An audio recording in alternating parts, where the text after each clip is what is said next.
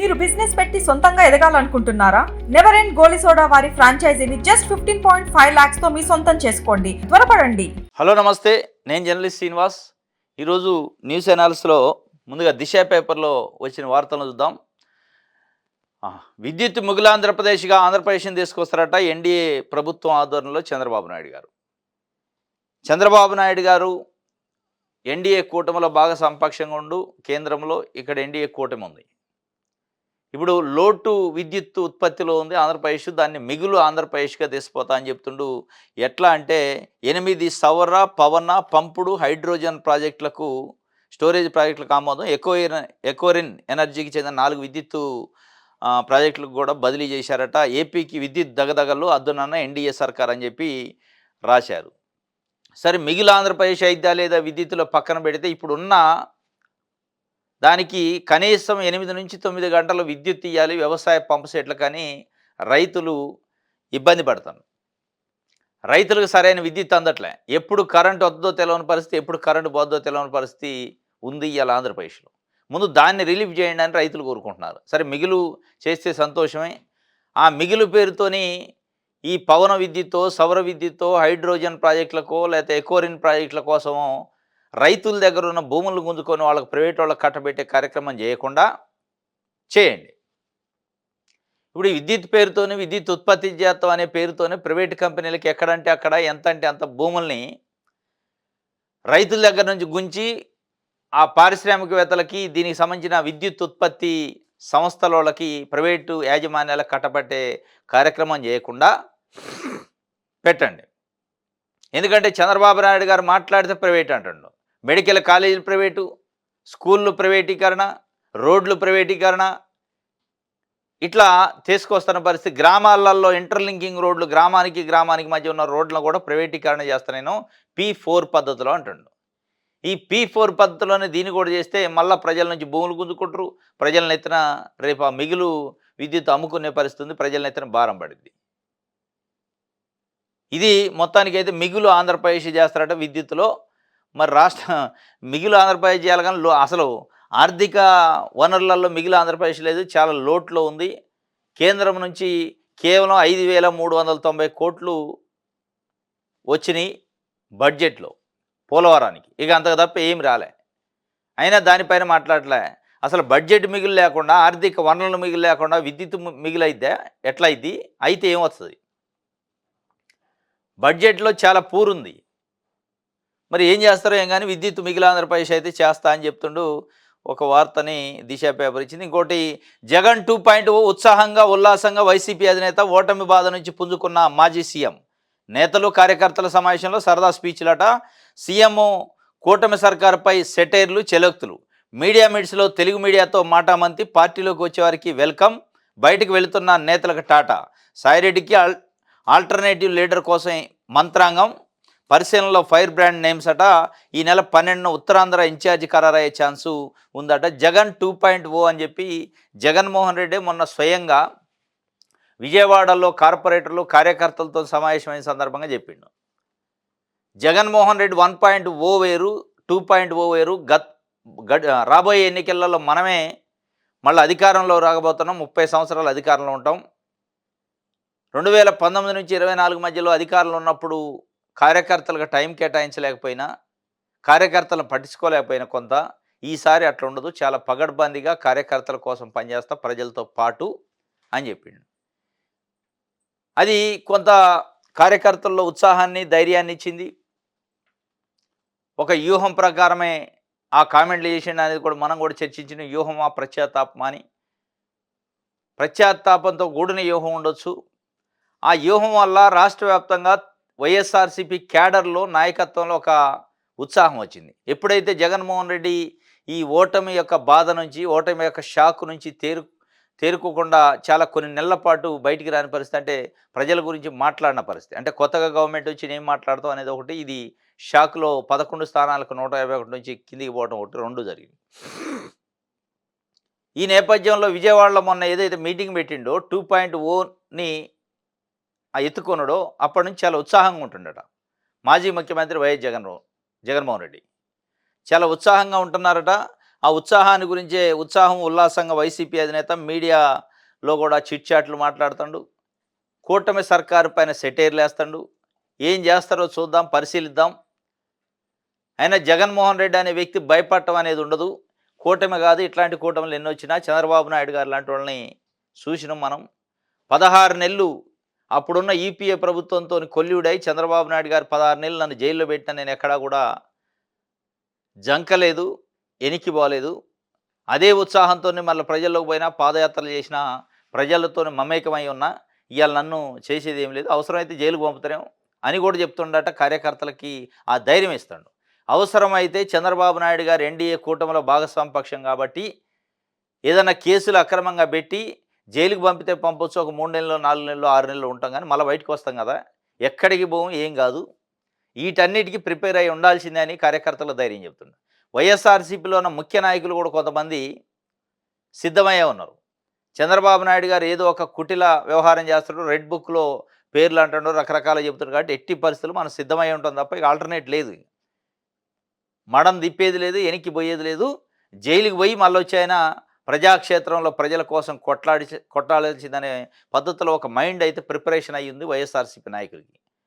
జగన్మోహన్ రెడ్డి దగ్గర నుంచి మొదలు పెడితే కింద స్థాయి నాయకుల దగ్గర వరకు చాలామంది ఆ కంటెక్స్ట్లోనే ఎవరైనా భయపడో ఇంకోటో ప్రలోభాలకో, రాజకీయ పదవుల కోసమో, ఇంకోటో లేదా కాంట్రాక్టుల కోసం, డబ్బుల కోసం పార్టీ మారతా అంటే ఇట్లలో ఏ కారణం చేతనైనా వాళ్ళకి గుడ్ బై చెబుతాం, టాటా చెబుతాం, పార్టీలోకి వచ్చే వాళ్ళకి వెల్కమ్ చెబుతాం అని ఈ రెండు చెప్పిండు. చాలా ఉత్సాహంగా, ఉల్లాసంగా అయితే ఉన్నాడట.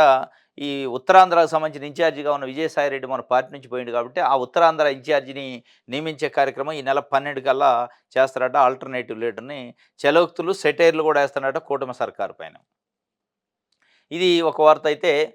ఇంకోటి విడాకులు కోరిండట ఒక అతను. విడాకులు కోరితే చలాన్లు పంపిండట. భర్తకి భార్య విడాకులు అడిగింది. నెల రోజులు అయిందట పెళ్ళి, బీహార్లో ఇది. నెల రోజులు మ్యారేజ్ అయిన తర్వాత వాళ్ళకిద్దరు కుదరలేదు, దూరంగా ఉంటున్నారు. విడాకుల కోసం భార్య భర్త పైన కేసు వేసింది, నోటీసు పంపిందట. నోటీసు పంపితే ఆయన ఈ ట్రాఫిక్ చలాన్లు పంపిండట రిటర్ను. ట్రాఫిక్ చలాన్లు ఏంది అనుకుంటున్నారా? ట్రాఫిక్ చలాన్లు ఏంటంటే ఈ వివాహం మ్యారేజ్ సందర్భంలో ఆమె తల్లిదండ్రులు భర్తకి ఒక బైక్ కొనిపెట్టారట. బైక్ కొనిపెట్టి ఆ బైక్ను కూడా ఈ అమ్మాయి పేరు మీదనే రిజిస్ట్రేషన్ చేశారట. బండి ఆర్సీ చేసిన తర్వాత చలాన్లు మొత్తం ఇక్కడికే వస్తాయి కదా. ఎప్పుడైతే ఈమె విడాకులు కోరుకొని తల్లిగారి ఇంటికి వెళ్ళిపోయిందో గొడవపడి, ఇక అప్పటి నుంచి ఆ బైక్ నడిపేది వీడే, పేరు ఆమెది ఉంది కానీ నడిపేది ఈ క్యాండిడేటే. ఎక్కడ పడితే అక్కడ హెల్మెట్ లేకుండా పోవటం, ట్రాఫిక్ సిగ్నల్స్ జంప్ చేయటం, కావాలని ఫైన్లు పట్టడం కోసం. నా బండి కాదు కదా ఆమెది, ఫైన్లు పడాలని ఇదొక పైచాచిక ఆనందం అనుకుంటా. మొత్తానికి చలాన్లు వేల రూపాయలు పడుతున్నాయట. ఆమెకి ఆ చలాన్లు ముందు పే చేయని చెప్తుండట. నీ బండి పైన చలాన్లు పడ్డాయి, ఆ చలాన్లు పే చేస్తే విడాకుల గురించి ఆలోచిద్దామని కండిషన్ పెట్టినట్ట. వీడు విచిత్రంగా ఉండు వీడు మనిషి. ఆ కుటుంబం ఏంది, భార్య ఏంది, విడిపోవటం ఏంది, అది మాట్లాడకుండా చలాన్లు వేయటం సైకోతనం అన్నమాట ఇది. పోయి కావాలనే ట్రాఫిక్ వైలేషన్ చేయటం, చలాన్లు పట్టేట్టు చేయటం, ఆ చలాన్లు ఆమెకు పంపటం, అవి క్లియర్ చేస్తే తప్ప నేను విడాకులు ఇవ్వటం. అంటే భార్యాభర్తల మధ్య విడాకుల కోసం చలాన్ల మధ్యలో అడ్డం వచ్చినాయి. ట్రాఫిక్ చలాన్లు పే చేస్తే తప్ప విడాకులు ఇయ్యననే పరిస్థితికి వచ్చింది. ఇక అట్లుందన్నమాట. ట్రాఫిక్ చలాన్లకును విడాకులకి మధ్యలో లింక్ ఏర్పడది. ఇది ఒక వార్త అయితే. రీల్ చేద్దామని తాళి కట్టిండట ఒకడు. ఇన్స్టాలో బాలికతో పరిచయం అయ్యిండు, గుడికి తీసుకెళ్లి బలవంతంగా పెళ్లి. విశాఖలో యువకుడి దురాఘాతం, పోలీసులకు తల్లిదండ్రులు ఫిర్యాదు, అట్రాసిటీ కేసు నమోదు. రీల్ చేద్దామని తీసిపోయిండట. ఈ రీల్స్ పిచ్చి, ఇన్స్టాగ్రాము వీటిలల్లో అట్లల్లో రీల్స్ చేద్దటేమో. విశాఖపట్నంలో దారుణ ఘటన చోటు చేసుకుంది. ఇన్స్టాగ్రామ్లో రీల్స్ చేద్దామని నమ్మించి బాలికను గుడికి తీసుకెళ్ళిండట ఒకడు. తాళి కట్టిండట ఓ యువకుడు. బాలిక పేరెంట్స్ పోలీసులు ఫిర్యాదు చేయడంతో విషయం వెలుగులోకి వచ్చింది. వివరాల్లోకి వెళితే విశాఖపట్నం శివారు ప్రాంతమైన తాటిచెట్టుపాలెం అట. తాటిచెట్లపాలెం రెడ్డి వీధికి చెందిన ఓ బాలిక రోజు రీల్ చేస్తుందట, ఇన్స్టాగ్రామ్లో అప్లోడ్ చేస్తుంటుంది. ఆ బాలిక ఇంటికి సమీపంలో ఇంకోటి ఉంటాడట, ఓ పొలగాడు, వాడి పేరు భార్గవ్. వాడు ఈ రీల్స్ చూసి ఆమెకు లైకులు కొట్టడం, కామెంట్స్ పెట్టడం చేస్తాడట. ఇద్దరి మధ్యలో కాస్త పరిచయం ఏర్పడి నేను కూడా రీల్స్ చేస్తా, నాకు చెప్పు, ఎక్స్ప్లెయిన్ చేయంటే ఆమె చెప్పకపోతే బెదిరించి చనిపోతా ఇది అదని బెదిరించి ఆమెను ఏదో మొత్తానికి ట్రాప్లో పెట్టిండు. ట్రాప్లో పెట్టి ఏం చేసిండు, ఒక గుడికి తీసుకెళ్ళిండట. రీల్స్లో భాగంగానే నేను నీకు తాళి కట్టినట్టు చేస్తాను, నువ్వు నాకు కట్టించుకుంటే అది ఒక వీడియో చేసి అప్లోడ్ చేద్దామని చెప్పి బలవంతంగా తాళి కట్టి గుళ్ళో పెళ్లి చేసుకున్నట్టు చేసి బెదిరిస్తాడట. ఇది లేట్గా తల్లిదండ్రులకు తెలిస్తే కంప్లైంట్ ఇచ్చారు. మొత్తానికి ఇక రీల్స్ తాళి కట్టడానికి అడిగిపోయింది. ఈ రీల్స్ సరదా అడిగిపోయిందంటే జీవితాల మీదకి వచ్చిందనమాట. అందుకే ఎవరిని పడితే వాళ్ళని కామెంట్స్ అవి నమ్మి ట్రాప్లో పడి ఇట్లా మోసపోవద్దు. ఇంకా వాడు తాళి కట్టేదా పోయింది, ఇంకా వేరే వ్యవహారాలు చేయలే. ఇట్లాంటియే ఈ ఈ ఈ ఫేస్బుక్ పరిచయాలు, ఇన్స్టాగ్రామ్ పరిచయాలతోని మర్డర్ల దాకా, హత్యల దాకా పోయిన ఘటనలు కూడా ఉన్నాయి. కాస్త జాగ్రత్తగా ఉండాలి, ఎస్పెషల్లీ అమ్మాయిలు. ఇది దిశకు సంబంధించి. రైట్, సాక్షి పేపర్ చూద్దాం. ఎరిపెక్కిన ఇంద్రావతి. ఛత్తీస్గఢ్లోని ఇంద్రావతి నేషనల్ పార్క్లో భారీ ఎన్కౌంటర్ జరిగిందట. నిన్న 31 మంది మావోయిస్టుల మృతి, 2 జవాన్లు, మరో 2కి తీవ్ర గాయాలు అయినాయి. గడువు కంటే ముందే మావోయిస్టులు అంతం చేస్తామని అమిత్ షా కేంద్ర హోంశాఖ మంత్రి చెబుతుండు. తెలంగాణ రాష్ట్ర కమిటీ లక్ష్యంగా సాగిన ఆపరేషన్. మృతుల్లో చాలా వరకు జన మిలీషియా సభ్యులే. తెలంగాణ చెందిన కీలక మావోయిస్టు కూడా ఉన్నట్టు ప్రచారం. మృతదేహాల గుర్తింపు చేపడితే వివరాలు వెల్లడే ఛాన్సు. ఎరిపెక్కిన ఇంద్రావతి. ఛత్తీస్గఢ్లోని ఇంద్రావతి నేషనల్ పార్కులో నిన్న భీకరమైన ఎన్కౌంటర్ జరిగింది. 31 మంది మావోయిస్టులు చనిపోయారు, 2 పోలీసు జవాన్లు కూడా చనిపోయారు, సిఆర్పిఎఫ్కి సంబంధించి. దీనికి సంబంధించి ఆయన హోంశాఖ మంత్రి అమిత్ షా, కేంద్ర హోంశాఖ మంత్రి, గడువు కంటే ముందే మావోయిస్టుల ఏరివేత పూర్తయింది, ఏరివేత ముమ్మరంగా చేస్తున్నామని చెప్పి మొత్తాన్ని చెప్పిండు. చాలా పెద్ద ఎన్కౌంటర్. ఈ మధ్య కాలంలోనే ఒక 2-3 నెలల్లోనే ఒక 3-4 ఎన్కౌంటర్ జరిగింది. ఒక్కొక్క ఎన్కౌంటర్లో 15 మంది, 16 మంది చనిపోయారు. ఇప్పుడు 31 మంది చనిపోయారు. మొత్తానికి మావోయిస్ట్ ఆర్గనైజేషన్కి అయితే పెద్ద ఎత్తున డ్యామేజ్ జరిగినట్టే. ఎందుకంటే 31 మంది అంటే నాట్ ఈజీ జోకు. చాలా పెద్ద పెద్ద లీడర్లు కూడా, టాప్ లెవెల్లో ఉన్న మావోయిస్ట్ లీడర్లు కూడా ఇందులో ఉన్నారనే ప్రచారం జరుగుతుంది. దాంట్లో తెలంగాణ మావోయిస్ట్ కమిటీని టార్గెట్ చేస్తూ చేశారట ఈ ఆపరేషన్. దాంట్లో తెలంగాణకు సంబంధించిన కీలకమైన మావోయిస్ట్ నేత ఉన్నాడని ఒక ప్రచారం జరుగుతుంది. అవి ఆ డెడ్ బాడీలను గుర్తిస్తే కానీ మనకి వస్తుంది. గాడి తప్పిన పోలీసింగు. రెడ్ బుక్ కుట్రతో పోలీసు వ్యవస్థ నిర్వీర్యం. 9 నెలలుగా వెయిటింగ్లోనే 59 మంది అదనపు ఎస్పీలు, డిఎస్పీలు, వీఆర్లో 90 మంది సిఐలు, 120 మంది ఎస్ఐలు. తగ్గిపోయిన సమర్థులైన అధికారుల సంఖ్య, దిగజారుతున్న శాంతి భద్రతతో పెరిగిన సైబర్ నేరాలు. అయినా బాధ్యతగా వ్యవహరించిన ప్రభుత్వం. గాడి తప్పిందట పోలీసింగు. గాడి తప్పిన పోలీసింగ్ అని ఇవాళ సాక్షి పేపర్ రాసింది. కానీ 2 నెలల క్రితమే పవన్ కళ్యాణ్ గారు, డిప్యూటీ సీఎం పవన్ కళ్యాణ్ గారు చెప్పిండు. హోంశాఖ ఏం చేస్తుంది, హోంశాఖ మంత్రి డీజీపీ ఏం చేస్తున్నారు, రాష్ట్రంలో మహిళలకు భద్రత ఉంది, అసలు బయటకు వెళ్తే ప్రజలు మమ్మల్ని మొహం పట్టుకొని తిడుతున్నారు అని ఆయనే చెప్పిండు. వాస్తవాలు క్యాబినెట్లో ఉన్న ఉప ముఖ్యమంత్రి పవన్ కళ్యాణ్ గారే చెప్పిండు. చెప్పిన తర్వాత వంగలపూడి అనిత హోంమంత్రి గారు పోయి స్వయంగా పవన్ కళ్యాణ్ గారు కలిసి ఆమె ఏదో వివరణ ఇచ్చారు. పవన్ కళ్యాణ్ గారు విమర్శించే సందర్భంలో కొన్ని మాటలు కూడా మాట్లాడాడు. హోంమంత్రిత్వ శాఖ నేనే తీసుకోవాల్సి వస్తే తీసుకుంటే పరిస్థితి వేరేగా ఉంటుంది, అవసరం అయితే నేనే హోంమంత్రిత్వ శాఖ తీసుకుంటా అని ఒక డెడ్ లైను పెట్టిండు, చాలా హెచ్చరించిండు. ఆ హెచ్చరించిన సందర్భంలోనే మళ్ళీ చంద్రబాబు నాయుడు గారు కూడా ఒక రాజకీయం చేసిండు అనేది అప్పుడు ప్రచారం జరిగింది. ఎంఆర్పిఎస్ అధ్యక్షుడు మందకృష్ణ మాదిగ గారిని పిలిచి ఏదో మీటింగ్ అయ్యి, ఆ మీటింగ్ తర్వాత బయటకు వచ్చి మందకృష్ణ మాదిగ ఏం చెప్పారంటే, పవన్ కళ్యాణ్ ఏ రకంగా ఒక దళిత హోంమంత్రిని టార్గెట్ చేసి మాట్లాడతాడు, ఎట్లా మాట్లాడతాడు, అసలు ఆయన పార్టీ నుంచి 3 మంత్రులు ఉంటే ఎంతమంది దళితులకు ఇచ్చిండు అని అసలు మంత్రివర్గం అప్పుడు అనలేదు, మొన్న అన్నాడు. ఇది మొత్తానికైతే దాన్ని అక్కడితోని చంద్రబాబు నాయుడు గారు క్లోజ్ చేసిండు. కానీ ఇప్పుడు మొత్తం పోలీసింగ్ వ్యవస్థ ఫెయిల్యూర్లో ఉందట, గాడి తప్పిందట. ఎందుకు తప్పదు మరి? 9 నెలలు అయింది కూటమి ప్రభుత్వం వచ్చి, దాదాపు 59 మంది అడిషనల్ ఎస్పీలు పోస్టింగ్లు లేవట, రిజర్వ్లో పెట్టారు. అడిషనల్ ఎస్పీలు అంటే ఏంది? ఒక జిల్లాని మానిటర్ చేయగలదు. ఏఎస్పీలు, డిఎస్పీలు 59 మంది, ఏఎస్పీలు 59 మంది వెయిటింగ్లో ఉన్నారు. ఇంకొక 120 మంది ఎస్ఐలు, 90 మంది సిఐలు. వీళ్ళందరినీ ఎందుకు వెయిటింగ్లో పెట్టిండు? హోంమంత్రిత్వ శాఖ కానీ చంద్రబాబు నాయుడు గారి ప్రభుత్వం ఎందుకు పెట్టింది అంటే, వాళ్ళకు కొన్ని సామాజిక సమీకరణలు కావాలి, వాళ్ళకు కావాలనుకున్న కులాల నుంచి అధికారులు ఉండాలి, వాళ్ళకి నమ్మిన వాటిలో ఉండాలి, వాళ్ళకే పోస్టింగ్లు ఇచ్చారు. అంటే ఇంతమంది అధికారులు వాళ్ళ మాట వినరు, వాళ్ళు చెప్పినట్టు చేయరు అనే ఉద్దేశంతో వెయిటింగ్ లిస్టులో పెట్టిన తర్వాత ఎట్లా వ్యవస్థ నడితే లా అండ్ ఆర్డర్ కానీ, సైబర్ క్రైమ్లు కానీ, మహిళలపైన, బాలికలపైన, విద్యార్థులపైన జరిగే దాడులు కానీ, అత్యాచారాలు కానీ ఎట్లా ఆగుతాయి? సరైన స్టాఫ్ లేకుండా ఉంచుకొని మళ్ళా స్టాఫ్ నిజంగానే రిక్రూట్మెంట్ లేదంటే వేరే విషయం.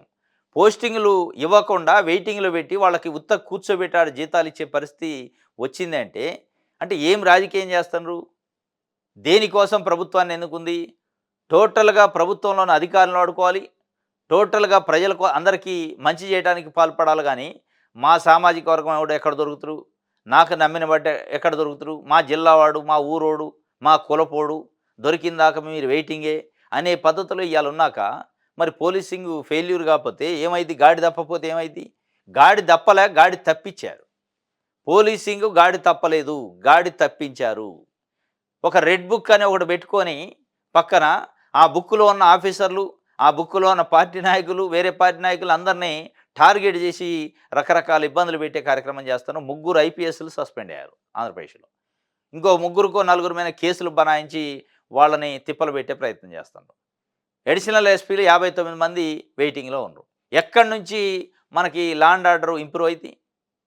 కాబట్టి గాడి తప్పలేదు, గాడి తప్పించారు.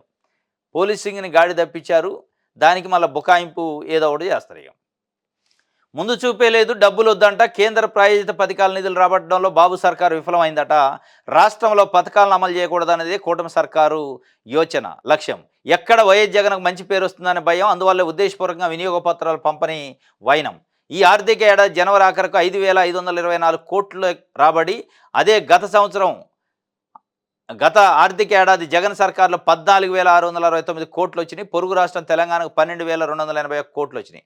కేంద్ర ఆర్థిక మంత్రిత్వ శాఖ గణాంకాలు వెల్లడి.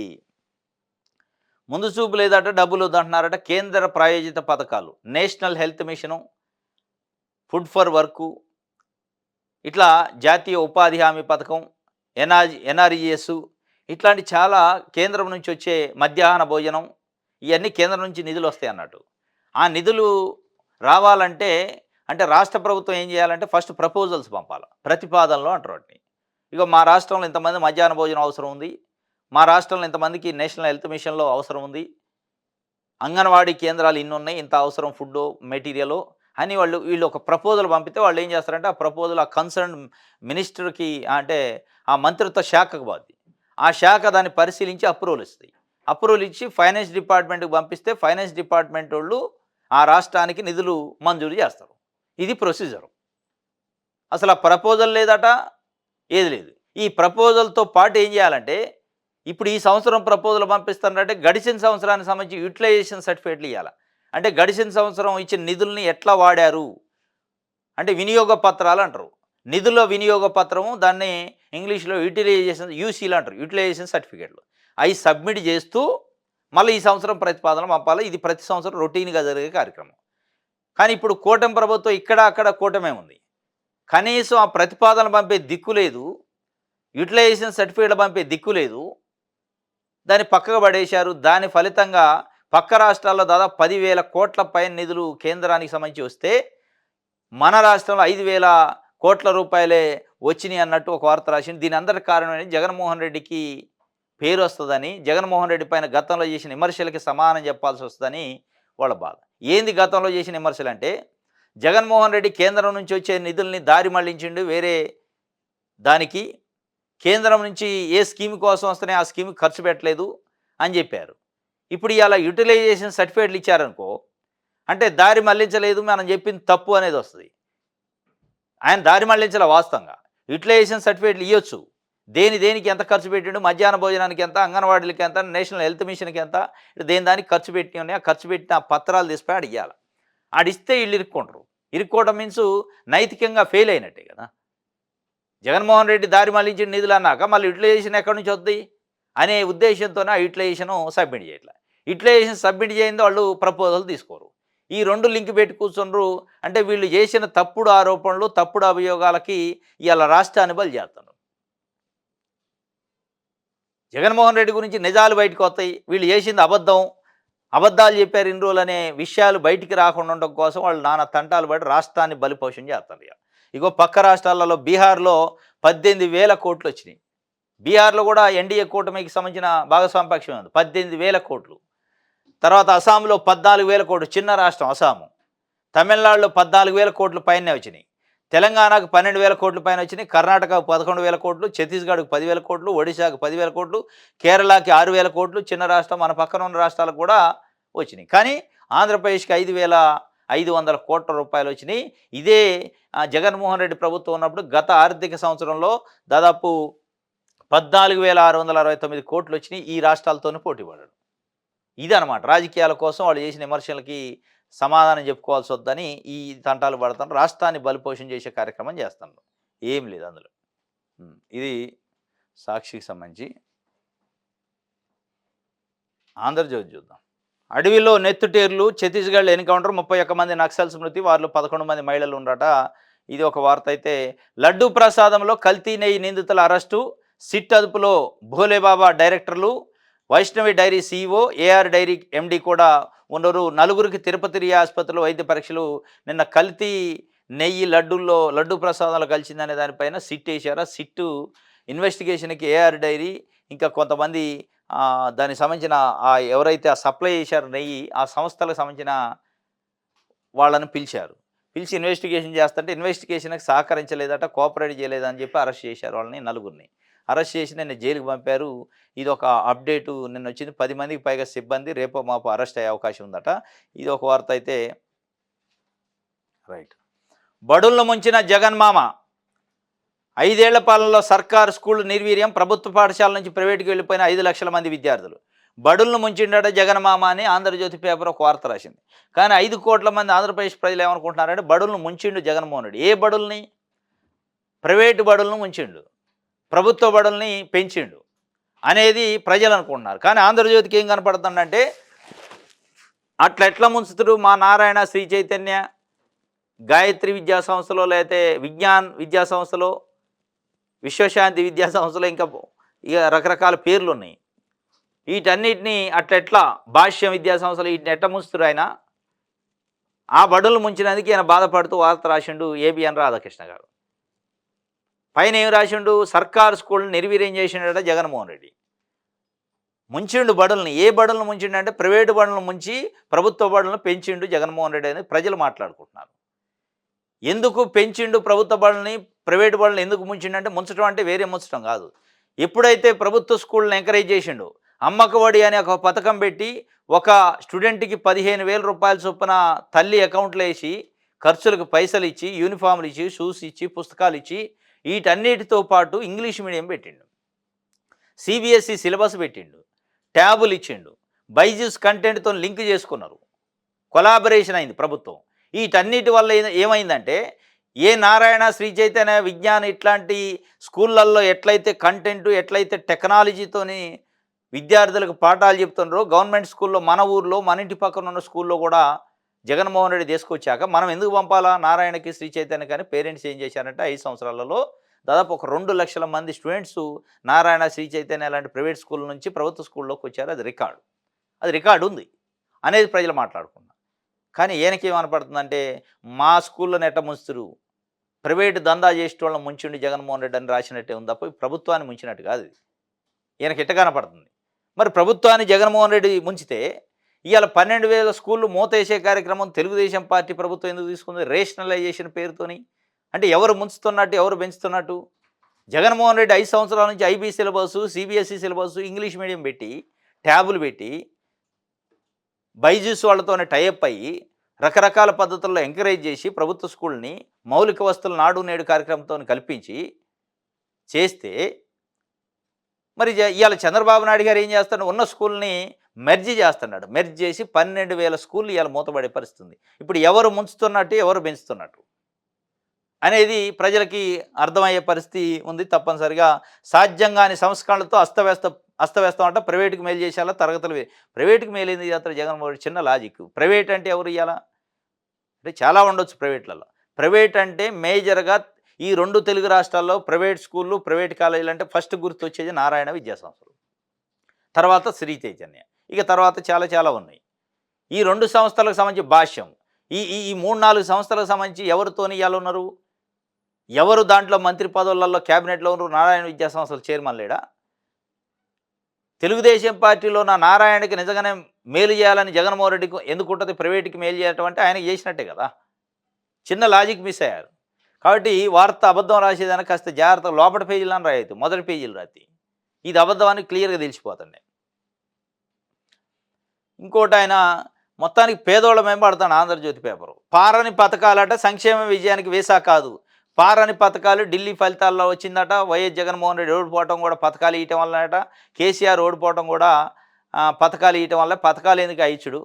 పేదోళ్ళకి పని లేక మీరు పథకాలు ఇచ్చారా? అవన్నీ అవసరం లేదని చంద్రబాబు నాయుడు గారికి హింట్ ఇస్తాడు. పారని పథకాలు కాబట్టి పథకాలు ఎత్తేసే కార్యక్రమం చేస్తున్నారు. ఇవన్నీ ఉండవన్నట్టుగా. ఇప్పుడు ఆంధ్రజ్యోతి లీకులు ఇచ్చింది. పారం లేదు, పథకాలు పారలేదు కాబట్టి మనం అవసరం లేక అమలు చేయొద్దు. మనకు నచ్చినవి ఏం చేద్దాం, ఎవరినో వెళ్దాం, 1000 ఎకరాల భూమి ఇద్దాం, వాటితో ఒక కంపెనీ పెట్టిద్దాం, అందులో వాటాలు తీసుకుందాం, ఈ కథ చేద్దాం. మనం ప్రజల గురించి మాట్లాడొద్దు అనేది పెట్టుకున్నట్టు అనిపిస్తుంది. చంద్రబాబు నాయుడు గారి ప్రెస్ మీట్ కూడా అదే ఉంది. ఢిల్లీ ఎన్నికల ఫలితాల పైన బట్టలను నొక్కితే ఓట్లు పడతాయా, రుజువు అయింది కదా అంటాడు. అంటే మేము మొత్తానికి తప్పుకుంటున్నాం స్కీముల్లో నుంచి అని చెప్తున్నట్టు. పారని పథకాలట, ఈ వీసా కాదట. ఇగో ఏపీలో వైసీపీ, తెలంగాణలో బీఆర్ఎస్, తాజాగా ఢిల్లీలో ఆమ్ ఆద్మీ పార్టీది అదే దుస్థితి.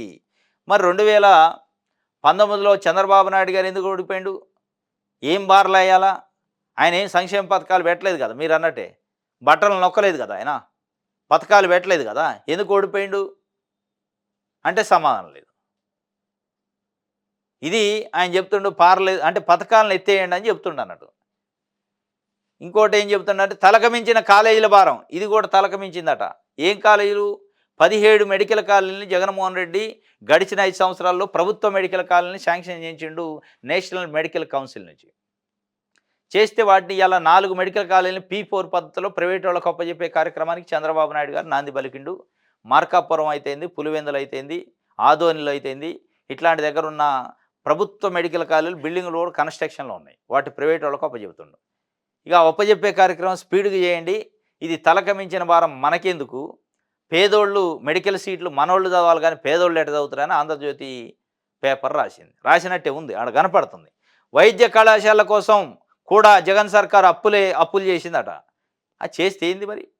పేద ప్రజలు తెల్ల కోటు వేసుకోవాలి, డాక్టర్లు కావాలి, పేద పిల్లలు అనే కోరిక నెరవేర్చడానికి అప్పు చేస్తే తప్పింది. అది గిట్టట్లా మీకు. ఇక్కడ ఇక్కడ ఇక్కడ కాన్సెప్ట్ ఏంటంటే ఎస్సీ, ఎస్టీ, బీసీ, మైనార్టీ వర్గాలకు సంబంధించిన పేదోళ్ళు రెక్కాడితే డొక్కాడినోడు వైద్యం చేయొద్దు, వైద్య వృత్తిలోకి రావద్దు, డాక్టర్లు కావద్దు. మనోళ్ళే కావాలి, మన కొలుపోళ్ళే కావాలి, మన చుట్టూ ఉన్నోళ్ళే కావాలి. 2 కోట్ల 3 కోట్లు పెట్టి కొనుక్కున్నా పర్లేదు కానీ మనోళ్ళే ఉండాలి. డాక్టర్లు మనోళ్ళే ఉండాలి, హాస్పిటల్ మనోళ్ళే ఉండాలి, మనమే వైద్యం చేయాలి, మనమే చంపాలి అనే ఒక వాతావరణాన్ని తీసుకొస్తాను. ఆయన బాధ అదే. పారని ఇది తలకు మించిన కాలేజీల భారం ఎందుకు అమ్మేసాయి, 4 అమ్మినమైంది మొత్తం 17 అమ్మని చెప్తుండు. ఆంధ్రజ్యోతి పేపర్ ద్వారా వార్తలు రాసి చంద్రబాబు నాయుడు గారికి ఇంటిస్తాడు. నువ్వు చెప్పినా చెప్పైనా ఆయన అమ్ముతాడు. 4 అంటే ఫస్ట్ విడతలో అమ్మిండు, ఇంకో 4 సెకండ్లో అమ్ముతాడు, దాంట్లో డౌటే లేదు. అమ్మే కార్యక్రమానికి ప్రజల ఆస్తిని తెసిపోయి ప్రైవేట్ వాళ్ళకు అప్పచెప్పే కార్యక్రమానికి నాంది పలికారు తప్ప ఇందులో ఏం లేదు. తలక మించిందట భారం, నువ్వేదో మోసినట్టు తలక మించింది అంటాడు. ప్రజాశక్తి చూద్దాం. విద్యార్థినిపై అత్యాచారం చేశారట, నగ్న ఫోటోలు తీసి బ్లాక్మెయిల్. పోలీసుల అదుపులో ప్రధాన నిందితుడు, పరారీలో 2. ఎన్టీఆర్ జిల్లా కంచికచర్ల మండలం పరిటాల సమీపంలో జరిగిందట. నిన్న ఎన్టీఆర్ జిల్లా కంచికచర్ల మండలం పరిటాల దగ్గరలో ఒక ఇంజనీరింగ్ కాలేజ్ ఉందట. బీటెక్ సెకండ్ ఇయర్ చదివే అమ్మాయిని బెదిరించి ఇబ్బంది పెట్టారట, అత్యాచారం చేశారట. అంటే న్యూడ్ ఫోటోలు తీసి. అక్కడ ఏంటంటే ఒకడు షేక్ హుసేన్ అనేటోడు, ఆ అమ్మాయి ఏ విలేజ్ అయితే ఉందో పరిటాల కళాశాలకు వెళ్తున్న విద్యార్థిని అదే గ్రామానికి షేక్ హుసేన్ అనేటోడు ఉండట. ఎంటబడతాం, నేను లవ్ చేస్తున్నా ఇట్లా అని ట్రాప్ చేసిండట. ట్రాప్ చేస్తూ ఆ పరిచయం కాస్త లవ్ కింద పోయింది. వాడు ఏం చేసిండంటే వాడు ఫ్రెండు ఎవడు ఉండట, సిద్ధు అని, సైదా వాడి పేరు, గాలి సైదా అని. వాడికి ఒక రూమ్ ఉందట, ఆ రూమ్కి తీసుకెళ్ళిండట ఈ అమ్మాయిని. ఆ రూమ్కి తీసిపోయి ఆ రూమ్లో ఉంచేసి బయటికి వెళ్ళిండట. బయటికి వెళ్ళిన సందర్భంలో ఈ హుసేన్ అనేటోడు రూమ్కి తీసిపోయి సైదా రూమ్కి తీసిపోయి వదిలేసిండు ఆ అమ్మాయిని. వదిలేసి బయటికి వెళ్ళి వస్తా అని చెప్పి ఉంచిండట. ఈ లోపల ఈ గాలి సైదా అనేటోడు ఆ రూమ్ ఓడు ఉండు కదా, ఆ అమ్మాయిని ఏదో ట్రాప్ చేసి మొత్తానికి నగ్న ఫోటోలు తీసిండట, అత్యాచారం చేసి బెదిరించిండట. అవన్నీ వీడియో తీసుకొని బెదిరిస్తాడట. ప్రతిసారి బెదిరించడం, బ్లాక్మెయిల్ చేయడం ఇవన్నీ చేస్తుంటే ఇక తట్టుకోలేని పరిస్థితుల్లో కంప్లైంట్ చేశారు. పేరెంట్స్ని తెసిపోయి తిరుగురు ఆ అమ్మాయిది. చేస్తే పోలీసులు ఆ ఇద్దరిని పట్టుకొచ్చి లోపటేశారట. ఇది నిన్న విద్యార్థినిపై అత్యాచారం చేసిన ఘటన ఉంది. ఇది తిరువూరు అమ్మాయి, జరిగిందేమో అక్కడ. తల్లికి వందనంలో కోతాట 2024-25 సంవత్సరానికి అమలు. 2023-24 లేనట్లే 69,16,000 మంది అర్హులుగా గుర్తింపు. తల్లికి వందనంలో కోత.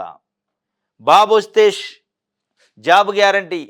చంద్రబాబు అంటేనే షూరిటీ, చంద్రబాబు అంటేనే గ్యారంటీ, చంద్రబాబు అంటేనే నమ్మకం, విశ్వాసం అని ఆంధ్రజ్యోతి పత్రిక, ఈనాడు పత్రిక, కొన్ని ఛానళ్ళు డబ్బా కొట్టినాయి.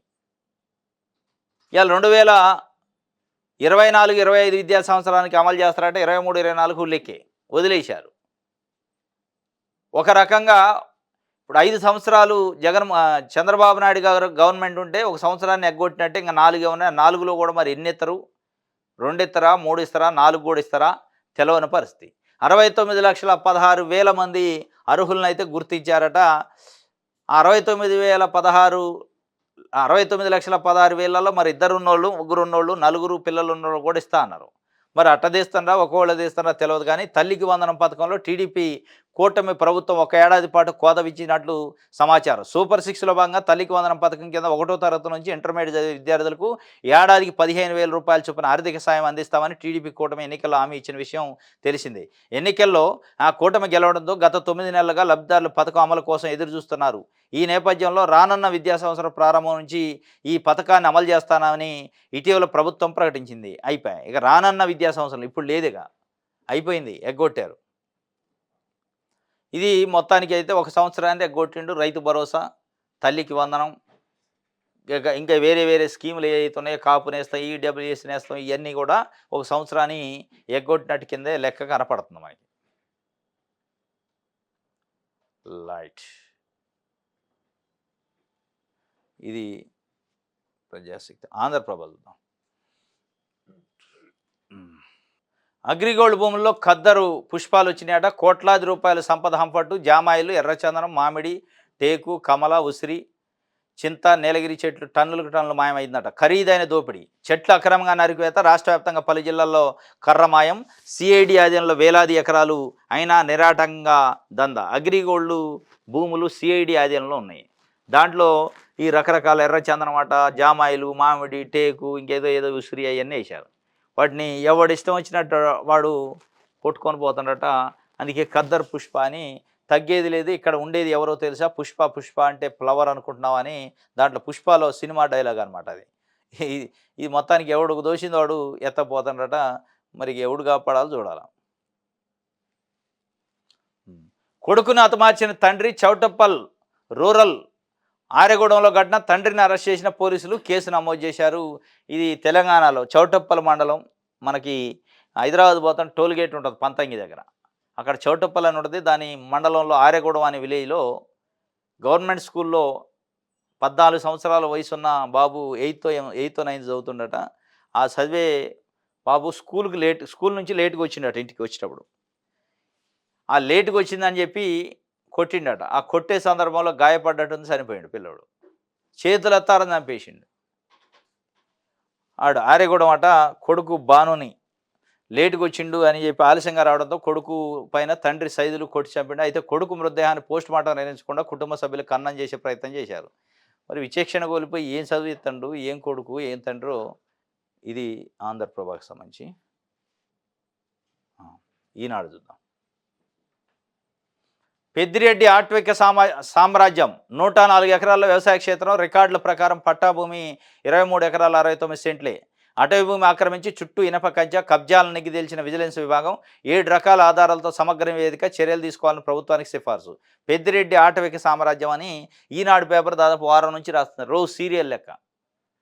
మిగతా ఏ రాట్ల వార్త బ్యాన్ రాయడం పెద్దిరెడ్డి పైన పడడం అది ఏదో కానీ ఆయన అయితే టార్గెట్ చేసినట్టు అనిపిస్తుంది.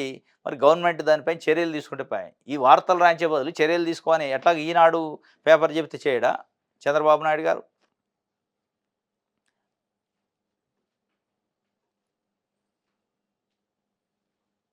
రైట్.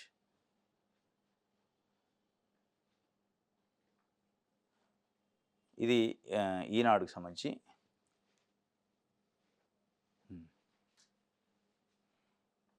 సాక్షి చూద్దాం. నన్ను రోడ్డు పాలు చేసి నిన్ను చంపేస్తా, తనపై వీడియో విడుదల చేసిన మహిళ కిరణ్ రాయల్ బెదిరింపులు. నీ పిల్లలు కాళ్ళు విరిచేస్తానడు జనసేన నేత హెచ్చరిక. దీనికి సంబంధించి ఆడియో సోషల్ మీడియాలో వైరల్ అయింది. ఆయన భాగవతంపై మరో వీడియో విడుదల చేసిన బాధితురాలు మరెంతో మంది కిరణ్ రాయల్ బాధితులు బయటకు వస్తారని మీడియాతో బాధితురాలు లక్ష్మి చెప్పింది. దాదాపు 1,30,00,000 రూపాయలు నా దగ్గర డబ్బులు తీసుకుండు, 300 గ్రాముల బంగారం తీసుకుండు, కారు కొనిచ్చిన, ఇట్లా రకరకాలుగా నన్ను వాడుకుండు అని చెప్పి లక్ష్మీరెడ్డి అనే ఒక మహిళ నిన్న బయటకు వచ్చి బాధితురాలు ఒక వీడియో చేసింది. ఆమె అతనితో కిరణ్ రాయల్ అని జనసేన తిరుపతి నియోజకవర్గ ఇన్ఛార్జ్, ఆయనతో గతంలో మాట్లాడిన వీడియోలని ఆడియోలను రిలీజ్ చేసింది ఆమె. అంటే కిరణ్ రాయల్ ఫ్రెండ్ భార్య అటేమో. కిరణ్ రాయల్ ఫ్రెండ్ చనిపోతే ఫ్రెండ్ భార్య కాబట్టి నేను ఆదుకుంటాను, నిన్ను హెల్ప్ చేస్తా అని చెప్పి దగ్గర తీసి ఆమెను మొత్తానికైతే వాడుకుండు అనేది ఆమె చెబుతుంది. వాడుకొని ఆమెను శారీరకంగా వాడుకోవటమే కాకుండా ఆమె దగ్గర డబ్బులు గుంజిండి అని చెప్పి రకరకాలుగా ఆమె కామెంట్లు చేసింది. పెళ్లి చేసుకుంటా ఇట్లా అట్లా అని చెప్పి నేను చూసుకుంటా మొత్తం అన్నట. ఈ మధ్యకాలంలో పట్టించుకోవట్లేదు. ఎప్పుడైతే ఈమె దగ్గర డబ్బులు అయిపోయినాయో, ఈమె దగ్గర ఉన్న డబ్బులు నగలు బంగారం అయిపోయింది, అప్పటి నుంచి వదిలేసిండు, నన్ను పట్టించుకోవట్లేదని ఆమె రోడ్డును పడ్డది నిన్న. ఆయన ఏం చెప్తుండే, లేదు లేదు ఆమె పెద్ద బ్లాక్ మెయిలరు, ఆమె పైన వేరే రాష్ట్రాల్లో కూడా కేసులు ఉన్నాయి, చాలా చీటరు అని చెప్పి ఆయన చెప్తుండు. మొత్తానికి సరే ఏం జరిగింది అనేది పక్కన పెడితే ఆడియోలు వీడియోలు అయితే వస్తున్నాయి. జనసేనకి సంబంధించిన తిరుపతి నియోజకవర్గం ఇన్ఛార్జ్, జనసేన పార్టీ అధ్యక్షుడు పవన్ కళ్యాణ్ గారు పదే పదే మహిళలపైన దాడులు జరుగుతున్నాయి, నేను ఎట్టి పరిస్థితుల్లో ఉపేక్షించను, ఉక్కుపాదం మోపుతా, తోలు తీస్తా, తొక్క తీస్తా అని గతంలో చెప్పేది. మరి ఇప్పుడు ఏం చెప్తారు? కిరణ్ రాయల పైన వచ్చిన ఆరోపణలు, అది ఆరోపణలా నిజాలా తేలవాల్సిన అవసరం ఉంది. మరి అప్పట్లోపు ఈయన పార్టీ నుంచి ఆమెను సస్పెండ్ చేస్తారా ఏందనే విషయాలు ఇంకా తెలవాల్సింది. కానీ నిన్నైతే జనసేన పార్టీ ఆఫీస్ నుంచి ఒక సర్క్యులరు, ఒక పేపర్ రిలీజ్ చేశారు. అంటే జనసేన పార్టీ కార్యకర్తల నాయకులకి ఎట్టి పరిస్థితుల్లో టచ్లో ఉండదు, దేని వరకు ఏందో నిజ నిర్ధారణ చేయాలి అని చెప్పిండట. పార్టీ నాయకత్వానికి కూడా ఆదేశాలు జారీ చేసిండట, ఏముందో తరువుగా విచారణ చేయండి అని. మొత్తానికైతే కిరణ్ రాయలు పరిస్థితి నిన్న మొత్తం సోషల్ మీడియాలో ట్రోల్ అయింది. నన్ను రోడ్డు పాలు చేసినా నేను చంపేస్తా అవసరం అయితే అని కూడా ఆ ఆడియోలో ఉంది. నువ్వు ఇట్లాంటి నన్ను బ్లాక్మెయిల్ చేసి నన్ను బెదిరిస్తున్నావు కదా, నిన్ను అవసరం అయితే చంపేస్తా, నీ దిక్కున్న కాడ చెప్పుకో, చంపి జైలుకి పోయి అవసరం అయితే బెయిల్లో బయటకు వస్తాం, మళ్ళా ఏమైతే నాకు, నీ ఇద్దరు పిల్లల్ని కాళ్ళు చేతులు ఇరిచి ఆడేస్తాను ఇట్లా అని కొంచెం ఆమెను భయభ్రాంతులకు గురి చేసిన వాతావరణం ఆ ఆడియోలలో కనపడుతుంది. ఇది ఒక వార్త. ఎస్, ఇది ఈరోజు న్యూస్ అనాలిసిస్. రేపు తాజా వార్తలతో తిరిగి కలుసుకుందాం. Thank you.